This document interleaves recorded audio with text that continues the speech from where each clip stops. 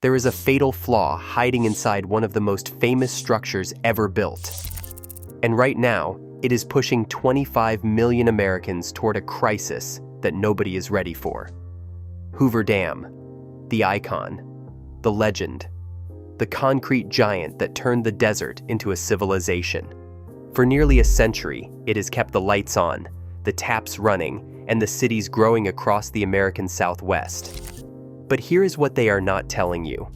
The $6 billion emergency fix built to keep it alive is failing. The lake behind it has lost so much water that engineers are now using a word that should terrify every single person in Nevada, Arizona, and California. Dead pool. That is the point where the water drops so low that Hoover Dam stops making power. Completely. No turbines, no electricity, no water coming out of the tap for 25 million people overnight. And the most terrifying part? The crisis was supposed to be over. The headlines said the water came back. Politicians called it a recovery. So why are the warning alarms still going off? There is a drive you can take out of Las Vegas that will tell you everything you need to know about what is happening to the American West. Head southeast on Highway 93, past the casinos and the billboards and the sprawl, and then the land just drops away. You are looking down into Black Canyon, and the first thing you notice is not the dam. It is the line.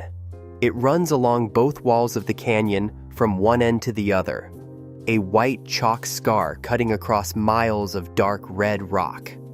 Mineral stains left behind as the water pulled away, year by year, foot by foot, for more than 2 decades. That white ring rises taller than a 10-story building. You can see it from space. You can see it from the Las Vegas Strip on a clear day. It is the biggest watermark of a water crisis anywhere on Earth, and it has been growing since before most people started paying attention. That line is Lake Mead, telling you exactly how much it has lost. At full pool, Lake Mead holds roughly 26 million acre-feet of water. 1 acre-foot is enough to keep 2 average American homes running for an entire year. When the lake is full, the water sits at 1,221 feet above sea level. Today, even after 2 decent snow seasons in the Rockies, the lake sits somewhere around 1,070 to 1,080 feet. That is still roughly 140 feet below where it is supposed to be. Still barely more than a quarter full. A lake that was built to hold 9 full years of Colorado River flow now holds closer to 2. July 2022, it dropped to around 1,040 feet. The lowest it had been since the lake was first filled back in the 1930s. Closer to dead pool than at any point in its 90-year life. Emergency crews scrambled. Federal agencies issued shortage declarations. The word crisis appeared in headlines from Sacramento to Washington. The numbers were staggering and getting worse by the week. Then the snow came. Good winters in the Rockies pushed levels back up. Headlines called it a recovery. People exhaled. Social media filled with images of water creeping back up that white ring. Politicians pointed to the rising numbers as proof the system was working. But a 30-foot rise in a lake that is still 140 feet below full is not a recovery. It is a pause. The white ring is still there, still enormous, still climbing. And the math underneath that temporary rise has not changed at all. The water came back just enough to make people stop asking the right questions. That is the most dangerous part of all. In November of 1922, leaders from 7 states gathered at a lodge in Santa Fe, New Mexico, to divide up one of the most valuable resources in the American West. The man running the table was Herbert Hoover, then the Secretary of Commerce, years before he became president, years before the dam that would carry his name was even a blueprint. The idea seemed simple. Look at how much water the Colorado River carries every year and split it fairly among the states that need it. Arizona, California, Colorado, Nevada, New Mexico, Utah, Wyoming. 7 states, 1 river, 1 deal. They looked at flow records from the past few decades and divided up 16.5 million acre-feet per year. 7.5 million to the upper basin states, 7.5 million to the lower basin states. Another 1.5 million promised to Mexico by treaty. Everyone shook hands. Everyone went home satisfied. And they built an entire civilization on top of that agreement. There was just one problem. A massive one. A 100-year one. The flow data they used came from an unusually wet stretch of history. The late 1800s and early 1900s saw some of the heaviest Colorado River flows in centuries, a rare cluster of high water years that made the river look far bigger and more reliable than it actually was. They were not measuring the real river. They were measuring a fluke. And they wrote that fluke into law. Climate researchers at UCLA studied more than 1,000 years of tree ring data to find the river's true long-term average. What they found should have shook every water manager in the Southwest. The Colorado River's real average flow is closer to 12 to 13 million acre-feet per year. In dry years, it carries less than 10 million acre-feet. The compact had promised 25 to 30% more water than the river has ever truly been able to deliver. Some scientists knew the numbers looked too generous. They raised concerns and warned that the river was being measured during an oddly favorable stretch. But the political momentum was impossible to slow. 7 states had finally agreed on something and nobody wanted to reopen the deal with smaller numbers. So they signed it, they cheered it, and they built cities, farms, power grids, and entire ways of life on top of a promise the river could never keep. For decades, Lake Mead and Lake Powell masked the lie. The stored water covered the gap every year, but that cushion is almost gone. And when a savings account hits zero, every shortfall shows up at once. The math was broken in 1922. It still is. Here is the part that stops climate scientists cold. This is not just a bad dry spell. This is not a rough decade or an unlucky stretch of low snowpack years. According to research from UCLA, what is gripping the Colorado River Basin right now is the worst drought in at least 1,200 years. Not the driest single year on record. The driest sustained stretch going back further than the founding of Oxford University. Further back than the signing of the Magna Carta. You have to go all the way to 800 AD to find a dry period this long and this severe in the American Southwest. Let that land for a second. Every civilization that rose and fell in Europe during the Middle Ages, every war, every empire, every century of human history between then and now. This drought has outlasted the memory of all of it, and it is still running. So here is where the crisis becomes almost impossible to solve with money or engineering alone. The states are legally entitled to 16.5 million acre-feet of water per year. The river delivers 12 to 13 million in a normal year. That is a structural gap of 3 to 4 million acre-feet every single year, before a single drought year is even counted. Before a single farm files a shortage claim. Before a single city turns on a single tap. Now layer the worst mega drought in 12 centuries on top of that gap. The numbers do not just get worse, they collapse. Even in a good snow year, more water leaves this system than enters it. The math does not work. It has never worked. And the drought is making sure it never gets the chance to. Pacific Ocean temperatures have climbed to record highs across a region stretching from Hawaii to the California coast. Sea surface temperatures are running 4 to 6 degrees above their 20th century averages, loading the atmosphere with heat that drives evaporation and pulls moisture away from the Colorado River Basin before it ever hits the ground. Scientists call this aridification. It is not a cycle. It is a shift. Good snowpack seasons in the Rockies offer a temporary exhale. The lake rises a few feet. The headlines turn cautiously hopeful. But the dry years always return, and they return harder than the wet ones. Each recovery buys less time than the one before it. The white ring on the canyon walls keeps climbing. 1 foot at a time, one dry year at a time. The math does not work. It has never worked. And every year that passes without a real solution makes the gap between what the river carries and what 25 million people need just a little bit wider and a little bit harder to close. To understand why Deadpool is so catastrophic, you first have to understand what Hoover Dam actually is. Most people think of it as a wall holding back water, a tourist stop, a photo opportunity on the drive between Las Vegas and the Grand Canyon. But Hoover Dam is not just a wall. It is one of the most important power plants in the entire western United States. And power plants need pressure. When Hoover Dam was finished in 1935, 2 years ahead of schedule, it was the largest concrete structure on Earth. 726 feet tall from base to top, 45 feet thick at the crown, and 660 feet thick at the base. Enough concrete to pave a 2-lane road from San Francisco to New York City. The numbers are almost impossible to wrap your head around. 5,000 workers built it around the clock in rotating shifts through summers, where temperatures inside Black Canyon hit 120 degrees. 96 of them died during construction.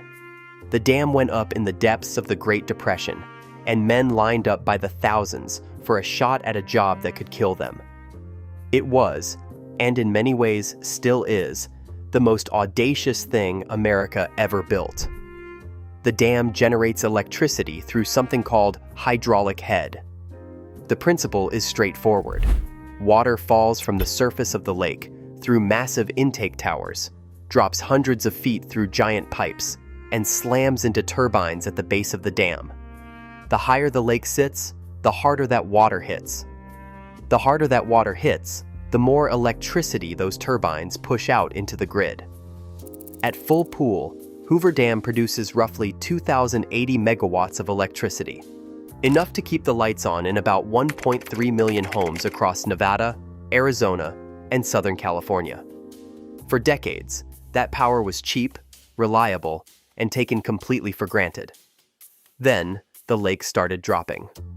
Every single foot of lost elevation cuts the force driving those turbines. At the 2022 historic low, Hoover Dam's output had already fallen by somewhere between 25 and 40%. One of America's most critical power plants was running on backup equipment just to produce anything at all. And then there is the water intake problem that almost nobody talks about. The original pipes feeding Las Vegas were engineered for a lake that stays above 1,000 feet. As water dropped toward that threshold, those intakes risked pulling in air instead of water. For a city of 2.2 million people that gets roughly 90% of its drinking water from Lake Mead, that is not an engineering inconvenience. That is an existential crisis hiding behind a bureaucratic report. The federal government and the states did not sit back and watch the lake drain without a fight. Together, they spent somewhere around $6 billion trying to hold the system together. Emergency low-water turbines were rushed into Hoover Dam to keep it generating any power at all, as the lake dropped below levels the original engineers never imagined. Infrastructure across the basin was upgraded, patched, and rebuilt under pressure. But one project stands above all the rest as the single most critical piece of emergency engineering in the American Southwest. It is called the third straw. Pat Mulroy ran the Southern Nevada Water Authority for over 2 decades, starting in 1989. She read the climate studies. She watched the lake levels drop year after year. And she warned anyone who would listen that Las Vegas was heading toward a cliff. Her critics called her an alarmist. They said she was exaggerating to chase funding. They pointed to the lake levels and told her the system was fine. She built the tunnel anyway, 3 miles long. Bored through solid rock beneath the bed of Lake Mead at an elevation of roughly 860 feet, well below the original intake pipes. The project cost $1.4 billion and wrapped up in 2015. At the time, some called it excessive, an overreaction, money spent on a worst-case scenario that would never actually arrive. By 2022, it was the only reason water still came out of the tap in a city of 2.2 million people. That is not a small thing. That is the difference between a functioning city and a humanitarian crisis playing out in the middle of the Mojave Desert. Pat Mulroy did not get thanked. She got vindicated. There is a difference, and she knows it. But here is what the third straw cannot do. It cannot fix the river. It cannot close the gap between what the states are legally owed and what the Colorado actually delivers. It cannot stop the megadrought or reverse 2 decades of lake level decline. It is not a solution. It is a lifeline. And even lifelines have limits. The tunnel sits at 860 feet. Dead Pool is 895 feet. That gap is not as wide as it sounds when you are watching the lake drop foot by foot during a dry year. A lake sitting at Dead Pool pushes even the deepest intake toward its limits. A city of 2.2 million people that depends on a single tunnel bored through rock at the bottom of a shrinking lake does not have a backup plan that works at that scale. $6 billion bought something valuable. It bought time. But the clock is still running, and the lake is still dropping. The crisis at Lake Mead is not an abstract problem on a chart. It has already arrived for thousands of families who had less money and less political pull than the cities that built their skylines on Colorado River water. And the people who felt it first were not the ones who caused it. In Pinal County, Arizona, about an hour south of Phoenix, farming families watched their water disappear almost overnight. The Central Arizona Project Canal carries Colorado River water across 336 miles of open desert to reach farms and cities across the state. It is a concrete river running through cactus and sand, one of the most expensive water systems ever constructed. When the federal government declared a shortage in 2022, Pinal County farmers were among the very first to lose their allocation. They held the lowest priority water rights in the state, which meant they were first in line to take the cut. Fields that had grown cotton, alfalfa, and grain for generations went dry almost immediately. Hundreds of acres of cracked brown earth where green used to grow. A farmer named Will Lander told reporters he had dried out over 1,000 acres of working farmland. Some of these families had worked the same land across multiple generations. Now their water rights were paper promises that a shrinking river could no longer honor. The Aitken Indian community, a tribal nation in Pinal County that had farmed with water for centuries, saw their supply cut as well. For a community that spent decades fighting through courts and Congress just to secure their water rights, watching those rights evaporate in a shortage they did not create carries a weight that goes far beyond lost crops. These were not allocations handed out carelessly. They were hard-won legal guarantees, and the river ran out before it could keep them. Then the lake itself started revealing what the water had been hiding. As Lake Mead receded, it uncovered barrels containing human remains dating back to the 1970s and 1980s. A World War II-era landing craft rose from the mud near the Overton Arm, sitting undisturbed on the bottom for nearly 80 years. Each discovery made headlines, but each headline was really saying the same thing. The water is lower than it has ever been, and it keeps showing what it used to hide. Further downstream, the stakes climb even higher. The Imperial Valley in California covers 700,000 acres of desert farmland that grows 2/3 of America's winter vegetables. Lettuce, broccoli, carrots, the produce stocking grocery shelves from California to Maine. At Dead Pool, that supply does not slow down. It stops. A water emergency in the desert Southwest becomes a food crisis on every American table. Everything building under this crisis is about to collide with a hard deadline. The rules that currently govern how Colorado River water gets divided during shortages expire in 2026. When they run out, 7 state governments and the federal government must sit down and negotiate a new agreement. And that negotiation is shaping up to be the most brutal water fight in American history. The upper basin states are drawing a firm line. Colorado, Wyoming, Utah, and New Mexico argue that they have never fully used the water rights they were granted back in 1922. They have allocations on paper that they have never completely tapped. And they have no interest in being penalized because the lower basin states spent decades consuming far more than their fair share. Their position is simple. They did not create this problem. They will not be the ones to absorb the pain of solving it. Their position is simple. The lower basin states see it entirely differently. California, Arizona, and Nevada hold the largest cities, the most powerful agricultural operations, and the heaviest political weight in the negotiation. California alone consumes more Colorado River water than any other single state. Arizona has already absorbed significant cuts in recent years, painful ones that hit farmers and rural communities hard. Nevada has invested billions in conservation, recycling nearly every drop of indoor wastewater back into the system, and still faces pressure to give up more. Every state at the table has a point. The river does not care about any of them. Then there is Mexico, a party most Americans forget entirely. A 1944 treaty guarantees Mexico 1.5 million acre-feet of Colorado River water per year. That is a legal agreement between 2 sovereign nations. It cannot simply be discarded because the math got uncomfortable. It cannot be renegotiated away because 7 states are struggling to divide a shrinking resource. It sits on the table whether anyone wants it there or not. Meanwhile, Lake Powell, the second largest reservoir in the country sitting 300 miles upstream on the Utah-Arizona border, has been following the exact same downward path as Lake Mead.